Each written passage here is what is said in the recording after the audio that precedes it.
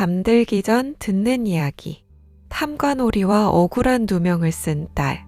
옛날 어느 고을에 누구보다 성실하고 마음씨 고운 한 소녀가 살고 있었습니다. 사람들은 그 아이를 보면 저 아이는 절대로 남의 것을 탐하지 않을 아이라며 입을 모아 칭찬하곤 했지요. 하지만 어느 날 그 착한 아이에게 믿기지 않는 일이 벌어지고 말았습니다. 아무도 예상하지 못한 누명 하나가 한 소녀의 인생을 송두리째 뒤흔들어 놓은 것입니다. 그리고 그날 이후 마을 사람들 사이에는 한 가지 말이 떠돌기 시작했습니다. 도둑은 따로 있는데 왜 저 아이가 잡혀간 것이지? 그때까지 아무도 몰랐습니다. 그 사건 뒤에 고을 전체를 뒤흔들 비밀이 숨겨져 있다는 사실을 말입니다. 옛날 어느 고을의 산기슭 아래 작은 개울과 논밭이 어우러진 평화로운 마을이 하나 있었습니다. 그 마을에는 덕수라는 사내와 그의 외동딸 연화가 살고 있었습니다. 덕수는 부유하지는 않았으나 누구보다 성실한 농부였고, 연화는 새벽닭이 울기 전에 일어나 마당을 쓸고 물을 깃고 밥을 지으며 아버지의 손발이 되어주는 착한 딸이었습니다. 마을 사람들은 연화를 볼 때마다 저 집은 비록 살림이 넉넉하지 않아도 복이 있다며 칭찬하곤 했습니다. 연화는 칭찬을 들을 때마다 그저 수줍게 웃으며 형편이 어려운 이웃에게는 자기 집에 남은 나물 한 줌이라도 나누어 주었습니다. 아버지 덕수는 그런 딸을 볼 때마다 가슴이 뭉클해져 나는 가진 것이 많지 않아도 내가 있어 부자가 된 듯하구나 하고 말하곤 했습니다. 그러면 연화는 아버지의 낡은 돋보깃을 여며드리며 아버지, 저희는 가난해도 부끄럽지 않습니다. 정직하게 살면 그게 제일 귀한 것이지요. 하고 조용히 답했습니다.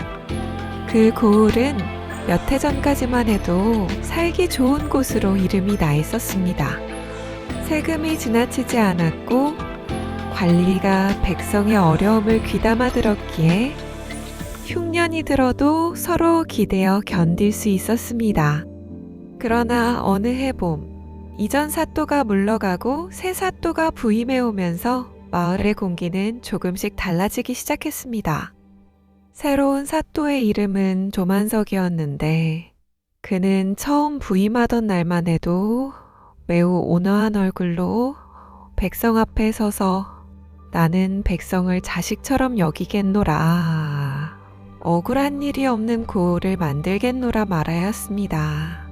백성들은 그 말만 듣고는 안심하였으나 사람의 속은 겉모습만으로는 알 수 없는 법이었습니다.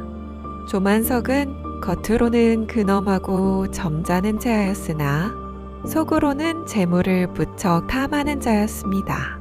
그는 고을 곳간의 곡식이 얼마나 쌓였는지, 어디 집안이 그나마 살림이 괜찮은지, 누가 힘없고 의지할 곳 없는지부터 살피게 했습니다. 그리고 얼마 지나지 않아 이름도 이유도 알 수 없는 세금이 하나둘 늘어나기 시작했습니다. 마을 사람들은 불만을 품었지만 사또의 아전들은 입버릇처럼 관아의 일에 토를 달면 큰일 난다며 백성들의 입을 막았습니다. 연화와 덕수의 집도 예외는 아니었습니다. 한 해 농사는 비가 늦게 와 좋지 않았고 덕수는 허리가 성치 않아 예전만큼 일을 하지 못했습니다. 그럼에도 연화는 불평 한마디 없이 밭일을 거들고 밤이면 등잔불 아래에서 집신을 삼아 장에 내다 팔았습니다. 마을의 늙은 할머니는 그런 연화를 보며 저 아이는 얼굴보다 마음이 더 곱구나. 훗날 큰 복을 받을 게다 하고 늘 말했습니다. 그러나 복이 오기 전에는 시련이 먼저 찾아오는 법인지 연화의 집에도 어둠이 서서히 들이우고 있었습니다. 어느 날 관아에서는 사또의 생일을 앞두고 큰 잔치를 준비한다며 마을마다 쌀과 배, 닭과 달걀을 거두어 갔습니다. 백성들은 이미 세금으로도 허리가 휘는데 또다시 공물을 내라 하니 속이 끓었으나 관아의 하인들은 명을 거역하면 불경죄로 다스린다며 윽박질렀습니다. 덕수도 집에 남은 쌀을 반이나 내어야 했고 연화는 빈 뒤줄을 보며 한숨을 삼켰습니다. 그런데 그날 밤 마을 어귀에 사는 과부 하나가 연화에게 몰래 찾아와 울먹이며 말했습니다. 연화야, 미안하지만 아이가 사흘째 제대로 먹지 못했구나. 혹시 쌀겨라도 조금 나눠줄 수 있겠니? 연화는 집에 남은 것이 넉넉지 않았으나 부엌 구석에 숨겨둔 좁쌀 한 대를 꺼내 건네주었습니다. 과부는 미안함에 연신 허리를 굽혔고 연화는 괜찮습니다. 오늘 저희가 나누면 내일 누군가 또 저희를 도와주겠지요. 하고 미소 지었습니다. 하지만 그 모습을 멀리서 지켜본 이가 있었습니다. 사또의 집에서 잔심부름을 하던 하인 복천이었습니다. 그는 연화를 보며 잠시 눈을 가늘게 뜨더니 무언가 못마땅한 표정을 지었습니다. 며칠 뒤 사또의 생일 잔치가 가까워지자 관아는 분주하게 움직였습니다. 고을에서 가장 값비싼 비단과 은장도 귀한 옥장식들이 사또의 안채로 들고 나며 잔치 준비가 한창이었습니다.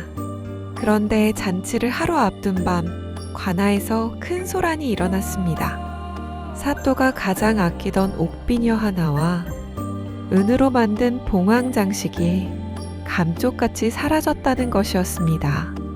사또는 대노하여 당장 대문을 걸어 잠그고 드나든 자를 모두 조사하라 명했습니다.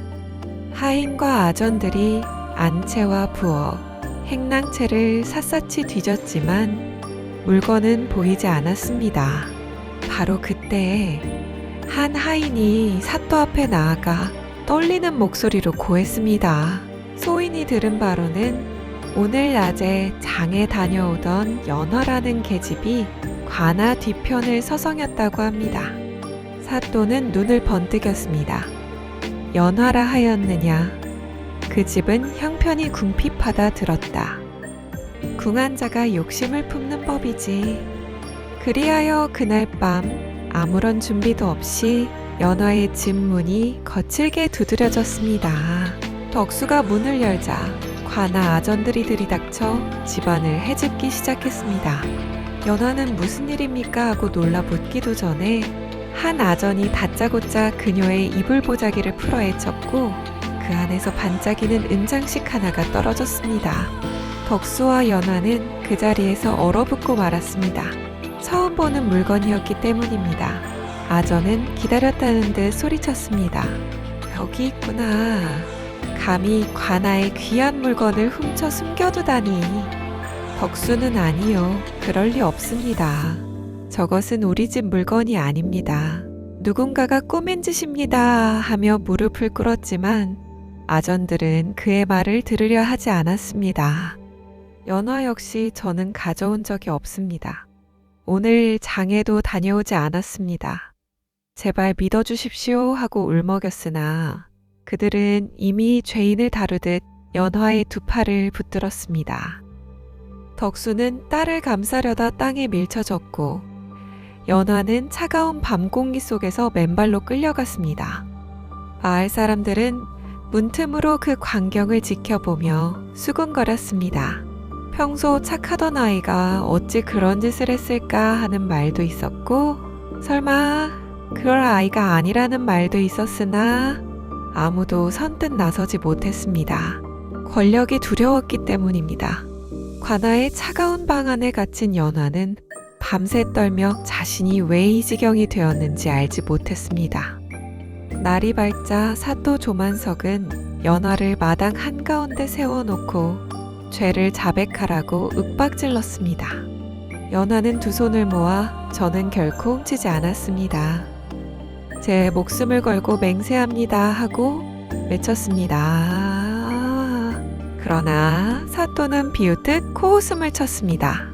도둑이 제 입으로 도둑이라 말하는 법은 없지. 하지만 죄를 순순히 인정하면 곤장을 가볍게 할 수도 있다. 연화는 이를 악물고 다시 말했습니다. 저는 죄가 없습니다. 그러자 사또는 아전들에게 명했습니다. 저 계집을 옥에 가두고 사흘 안에 자백하지 않으면 엄하게 다스리겠다. 덕수는 그 소식을 듣고 관하로 달려와 마당에 엎드렸습니다. 사또나리, 제 딸은 그런 아이가 아닙니다. 차라리 늙은 제 몸을 치시고 딸은 풀어주십시오. 하지만 조만석은 덕수의 사정을 들은 채도 하지 않았습니다. 오히려 내 집이 가난하니 딸이 욕심을 품은 게 아니겠느냐 하며 모욕적인 말을 내뱉었습니다. 덕수는 지푸라기라도 잡는 심정으로 마을의 어른들을 찾아다니며 연화의 결백을 증언해달라 청했습니다. 몇몇은 연화가 평소 어떠한 아이인지 잘 안다며 안타까워했으나 관아와 맞설 용기는 내지 못했습니다. 그러던 어느 날 덕수가 관아 앞에서 울음을 삼키고 있을 때 낡은 도포를 걸친 한 선비가 길을 멈추었습니다. 그는 먼 길을 걸어온 듯 신발에 먼지가 잔뜩 묻어 있었고 얼굴빛은 수수했으나 눈매만큼은 예리했습니다. 선비는 덕수에게 어찌하여 이리 상심이 크신가 물었습니다. 덕수는 처음 보는 이에게 속내를 털어놓을 생각이 없었으나 가슴에 맺힌 한이 너무 커 자기도 모르게 모든 일을 말하고 말았습니다. 선비는 한참 동안 말없이 듣더니 조용히 물었습니다. 그 따님은 평소 남의 것을 탐하던 아이입니까? 덕수는 눈물을 훔치며 아니요. 제 딸은 굶어도 남의 쌀독에 손댈 아이가 아닙니다. 그 애는 오히려 남을 돕는 아이입니다. 하고 말했습니다. 선비는 천천히 고개를 끄덕였습니다. 그렇다면 이상한 일이군요. 죄를 물으려면 먼저 이치부터 맞아야 하는데 이 일은 처음부터 어딘가 비틀려 있습니다. 그 선비는 자신을 서윤이라 소개했습니다. 떠돌며 글을 읽고 세상 물정을 살피는 선비라 했지만 그의 말투와 태도는 보통 사람이 아니었습니다. 그는 덕수에게 섣불리 관아를 자극하지 말고 며칠만 참고 기다리라 하였습니다. 그리고는 마을 주막에 방 하나를 얻어 묵기 시작했습니다. 낮에는 들길을 천천히 걸으며 마을 사람들의 말을 듣고 밤에는 관아 주변을 조용히 살폈습니다. 마을 사람들은 처음엔 그를 그저 지나가는 선비쯤으로 여겼으나 어느새 그는 누구 집에 환자가 있는지, 누가 최근 세금 때문에 논을 팔았는지, 사또의 하인들 가운데 누가 술을 좋아하고 누가 입이 가벼운지까지 세세히 알고 있었습니다. 특히 그는 연화를 잡아간 그날 밤 관아 뒤편을 어슬렁거리던 하인 복천에게 주의를 기울였습니다. 복천은 원래 행랑채에서 잔심부름이나 하던 자였는데 최근 들어 옷차림이 부쩍 좋아지고 장에서 술값을 후하게 치른다는 소문이 돌고 있었습니다. 한편 옥에 갇힌 연화는 점점 수척해져 갔습니다. 사또는 하루가 멀다 하고 사람을 보내 자백하면 목숨만은 살려주겠다고 회유했으나 연화는 끝내 고개를 저었습니다. 죄가 없는데 어찌 있다 하겠습니까? 죽더라도 거짓을 말할 수는 없습니다. 그 말이 전해질 때마다 사또는 더욱 분노했습니다. 사실 그는 이미 범인이 누구인지 알고 있었습니다. 사라졌다고 한 옥비녀와 봉황장식은 처음부터 도둑맞은 것이 아니었습니다. 사또 자신이 빚을 갚기 위해 몰래 빼돌린 뒤 허술한 백성 하나를 잡아 죄를 덮으려 한 것이었습니다. 그런데 뜻밖에도 봉황장식 하나를 숨겨두었던 복천이 욕심을 내어 일부를 빼돌렸고 사또는 이를 연화의 집에 몰래 넣게 해 범인을 꾸며낸 것이었습니다. 사또는 이 사건을 크게 만들어 백성들에게 겁을 주고 동시에 자신의 비리를 덮을 생각이었습니다. 그러니 연화가 살아서 결백을 주장하는 것 자체가 그에게는 눈의 가시였습니다. 서유는 어느 날 저녁 장터 주막에서 일부러 취객들 틈에 섞여 앉아 하인 복천이 들어오기를 기다렸습니다. 예상대로 복천은 술 냄새를 풍기며 나타났고 돈푼깨나 생긴 듯 고깃국까지 시켜 먹었습니다. 서유는 슬며시 옆자리에 앉아 세상 돌아가는 이야기를 나누는 척하며 말을 붙였습니다. 요즘 같은 세상에 과나 밥줄 잡고 사는 이들이 제일 팔자가 좋지요. 복천은 술 기운에 어깨가 으쓱해져 그야 그렇지요. 사또 눈에만 들면 없는 복도 생기는 법이라오 하고 떠벌렸습니다. 서유는 웃으며 잔을 채워주었습니다. 과나 안쪽은 귀한 물건도 많겠구려. 그러자 복천은 눈을 반쯤 감고 귀한 물건이야 많지. 그러나 진짜 귀한 건 드러나지 않는 법이지 하며 알 수 없는 말을 흘렸습니다. 서유는 그 한마디를 놓치지 않았습니다. 그리고 그날 밤 복천이 비틀거리며 돌아가는 길을 멀찍이 따라갔습니다. 복천은 관하로 곧장 들어가지 않고 뒤편 골목을 돌아 오래된 창고 쪽으로 향했습니다. 그는 주변을 두리번거리더니 문을 살짝 열고 안으로 들어갔습니다. 서유는 잠시 기다렸다가 그가 나온 뒤 창고에 다가갔습니다. 문은 허술한 자물쇠로 잠겨 있었으나 안에는 단지 오래된 농기구만 쌓여 있는 것이 아니었습니다. 볏짚 더미 아래쪽에는 비단 조각과 은잔, 그리고 관아 인장이 찍힌 문석 꾸러미가 감춰져 있었습니다. 그 중에는 사또가 백성에게 거둔 곡물 목록과 실제로 조정에 올린 장부가 서로 다르다는 증표도 있었습니다. 또한 잃어버렸다던 옥비녀 한 쌍을 이루는 장식 한 점도 발견되었습니다. 서유는 그 자리에서 모든 것을 가져가지 않았습니다. 성급히 움직였다가는 오히려 이를 그르칠 수 있기 때문이었습니다. 그는 필요한 증거 몇 가지만 눈에 익혀두고 다시 조용히 물러났습니다. 다음 날 그는 장에서 노끈을 파는 노파에게 은밀히 부탁하여 복천이 최근 누구와 자주 드나드는지 알아봐달라 하였습니다. 노파는 장터의 소문을 모르는 것이 없는 사람이었습니다. 얼마 지나지 않아 그녀는 복천이 밤마다 외지 상인 하나와 몰래 만난다고 알려주었습니다. 그 상인은 사실 물건을 사는 장사꾼이 아니라 사또의 비리를 대신 처리해주는 중개인이었습니다. 사또는 백성에게서 빼앗은 곡식과 곡물을 그를 통해 다른 고을로 빼돌리고 있었습니다. 서유는 이제 사건의 얼개를 거의 다 알아냈지만 아직 결정적인 순간이 필요했습니다. 그냥 나서서 말 몇 마디 한다고 사또가 무너질 리 없었기 때문입니다. 그는 고을의 훈장을 찾아가 조용히 부탁했습니다. 사흘 뒤 관아에서 연화의 죄를 판가름하는 자리가 열린다 들었습니다. 그날 마을 사람들 가운데 그를 아는 이 몇을 데리고 꼭 나와 주십시오.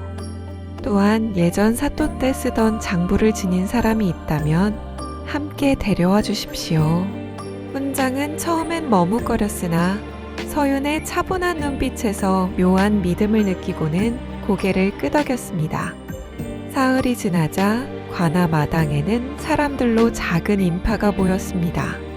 사또 조만석은 일부러 백성들이 보는 앞에서 연화를 벌하여 자신의 권세를 과시하려 했습니다. 연화는 초췌한 얼굴로 끌려 나왔지만 눈빛만큼은 꺾이지 않았습니다. 덕수는 딸의 모습을 보고 오열하듯 울었으나 연화는 아버지를 보며 애써 담담히 말했습니다. 아버지, 울지 마십시오. 저는 죄가 없으니 하늘이 알고 계실 것입니다. 그 말에 몇몇 백성들은 코끝이 시큰해졌지만 누구도 입을 열지 못했습니다. 사또는 높은 자리에서 내려다보며 말했습니다. 연화, 마지막 기회를 주겠다. 죄를 인정하면 곤장수를 줄이고 유배로 끝내주겠다. 그렇지 않으면 엄벌에 처하겠다. 연하는 떨리는 숨을 골랐습니다. 저는 훔치지 않았습니다. 제게 없는 죄를 인정할 수 없습니다. 그 순간 사또의 얼굴이 차갑게 굳었습니다. 좋다. 저 계집은 반성도 없으니 형틀에 매어라. 바로 그때 관아 마당 가장자리에서 조용히 서 있던 선비 서윤이 앞으로 걸어 나왔습니다. 사또는 눈살을 찌푸리며 내가 누구이기에 죄인의 처분에 끼어드느냐 물었습니다. 서윤은 공손히 허리를 숙이며 답했습니다. 떠돌이 선비일 뿐입니다. 다만 이 고을의 판결이 너무도 이상하여 몇 가지 여쭐 말씀이 있사옵니다. 사또는 비웃었습니다. 백성의 죄를 다스리는 일에 내까지 선비가 무슨 상관이 있단 말이냐. 서윤은 흔들림 없는 목소리로 물었습니다. 정녕 저 계집이 도둑이라면 어째서 잃었다던 옥비녀의 짝은 아직도 관아 뒤편 창고에 남아있습니까? 그 한마디에 마당의 공기가 얼어붙었습니다. 사또의 얼굴이 순간 굳었고 복천은 뒤에서 창백해졌습니다. 사또는 금세 호통쳤습니다. 무엄하다. 어디서 헛소문을 듣고 감히 관아를 모함하느냐. 그러자 서윤은 천천히 품에서 작은 비단 조각 하나를 꺼냈습니다. 이것은 어젯밤 창고에서 나온 것이옵니다. 그리고 여기 장부를 보시면 백성에게 거둔 곡물과 조정에 보고한 내역이 서로 다릅니다. 또한 사또께서 잃었다던 물건을 정작 며칠 전 외지 상인에게 넘기려 했다는 증언도 있사옵니다. 사또는 당황했으나 끝내 버럭 소리질렀습니다. 저자를 잡아라. 거짓으로 관아를 어지럽히는 자다. 그러나 이상하게도 아전들 가운데 몇은 선뜻 움직이지 못했습니다. 이미 장터에서 사또의 횡포에 대한 불만이 쌓여 있었고 서윤의 말이 너무도 구체적이었기 때문입니다. 그때 훈장과 몇몇 마을 어른들이 앞으로 나와 옛 장부와 최근 장부를 나란히 펼쳐 보였습니다. 예전에는 없던 세금이 갑자기 늘었고 거둔 양에 비해 곳간이 텅 비어 있다는 사실이 분명히 드러났습니다. 이어서 장터의 노파가 앞으로 나와 복천이 밤마다 수상한 상인과 만났다는 것을 증언했습니다. 복천은 식은땀을 흘리며 고개를 숙였으나 사또의 눈빛이 자신을 향하자 더 이상 버티지 못하고 무릎을 꿇었습니다. 소인이 잘못하였사옵니다. 하지만 처음부터 다 제 뜻이 아니었습니다. 사또 나리께서 시키신 일이었습니다. 그 말씀에 백성들 사이에서 탄식과 분노의 웅성거림이 터져나왔습니다. 사또 조만석은 얼굴이 불그락푸르락 변하며 거짓이다. 모두 거짓이다 하고 외쳤습니다. 그러나 서윤은 더는 물러서지 않았습니다. 그는 한 걸음 더 앞으로 나아가 낮지만 또렷한 목소리로 말했습니다. 백성을 지켜야 할 자가 도리어 백성을 짓밟고 죄 없는 처녀에게 누명을 씌워 입을 막으려 했으니 이 죄가 어찌 가볍다 하겠습니까? 사또는 이를 갈며 내가 대체 누구이기에 나를 신문하느냐 소리쳤습니다. 그러자 서윤은 천천히 허리춤에서 마패를 꺼내 높이 들었습니다. 햇빛이 번쩍이며 마패의 문양이 드러나는 순간 마당에 있던 모든 이의 숨이 멎는 듯 했습니다. 서윤의 목소리가 마당을 가르듯 울렸습니다. 암맹어사 출두여 임금의 명을 받들어 이 고을의 탐관오리를 조사하러 왔노라.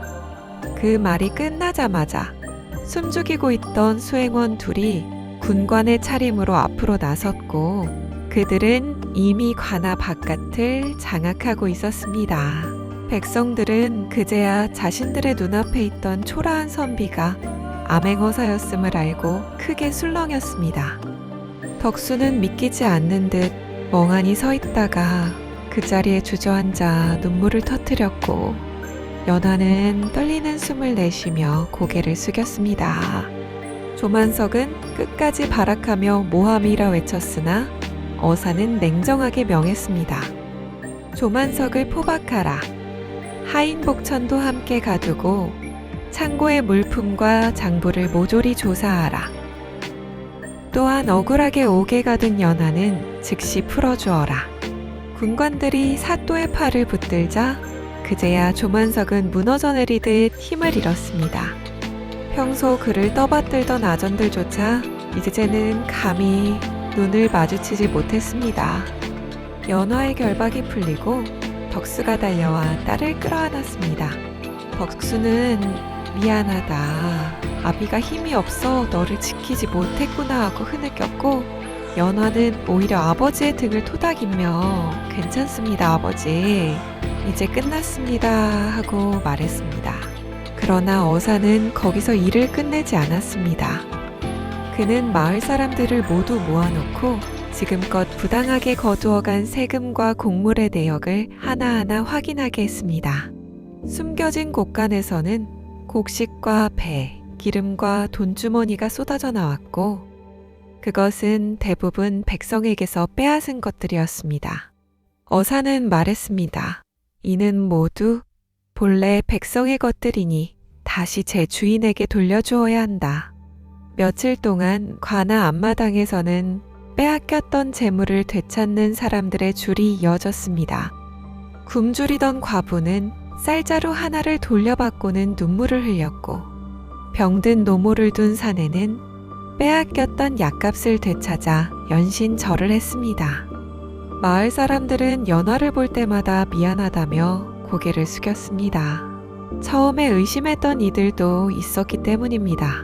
연화는 서운한 마음이 전혀 없지는 않았으나 누구도 권세 앞에서 쉽게 나설 수 없다는 것을 알기에 그저 조용히 고개를 끄덕였습니다. 어사는 마지막으로 연화를 사람들 앞에 세웠습니다. 그리고 말했습니다. 이 아가씨는 가난하나 마음이 고닫고 억울한 누명을 쓰고도 거짓을 말해 목숨을 구하려 하지 않았다. 진실은 때로 늦게 드러나나 끝내 사라지지 않는다. 그러니 그대들은 약한 이가 억울한 일을 당할 때 침묵하지 말아야 한다. 그 말은 단지 마을 사람들에게만 향한 것이 아니었습니다. 그것은 그 고을 전체에 올리는 경계이자 다짐이었습니다. 연화는 조용히 앞으로 나와 깊이 허리를 숙였습니다. 소녀 하나의 억울함을 밝혀주신 은혜, 평생 잊지 않겠습니다. 그러자 어사는 잠시 연화를 바라보다가 차분히 말했습니다. 내가 한 것은 당연한 일일 뿐이다. 다만 내가 끝까지 스스로를 속이지 않은 것이 이 모든 일을 가능하게 하였다. 며칠 뒤 조만석은 서울로 압송되었고 그의 죄목은 낱낱이 밝혀졌습니다. 백성의 재물을 가로채고 무고한 이를 죄인으로 만들고 조정에 올릴 장부를 조작한 죄는 결코 가벼울 수 없었습니다. 복천 또한 제 죄를 치르게 되었으나 어사는 그가 탐욕에 눈이 멀긴 했어도 주모자가 아님을 감안하여 죄를 가볍게 나누었습니다. 그 대신 다시는 그런 길로 가지 말라 엄히 경계했습니다. 관아에는 새 관리가 부임해왔고 그는 이전과 달리 세금과 곡물을 바로잡으며 백성들의 말을 귀 기울여 들었습니다. 조금씩이지만 고을의 공기는 다시 맑아지기 시작했습니다. 연화의 삶도 다시 제자리를 찾는 듯 했습니다. 그러나 그녀는 예전의 수줍은 처녀로만 남지는 않았습니다. 억울함을 견디고 살아나온 뒤로 그녀는 더 단단한 사람이 되었습니다. 사람들은 힘없는 백성이 울부짖던 그날을 떠올릴 때마다 결국 마당 한가운데 울려 퍼졌던 그 한마디를 함께 기억하였습니다. 암맹어사 출두여. 그 한마디는 단지 한 사람의 정체를 드러낸 외침이 아니라 불의 앞에 선 진실의 목소리였고 억울함에 짓눌린 백성들에게 다시 숨을 돌려준 희망의 울림이었습니다. 권선징악이란 멀리 있는 말이 아니라 누군가의 눈물을 보고도 외면하지 않는 마음에서 시작다는 것을 마침내 깨닫게 되었습니다. 다음 암행어사의 이야기도 기다려주세요. 구독하시면 가장 먼저 만나보실 수 있습니다.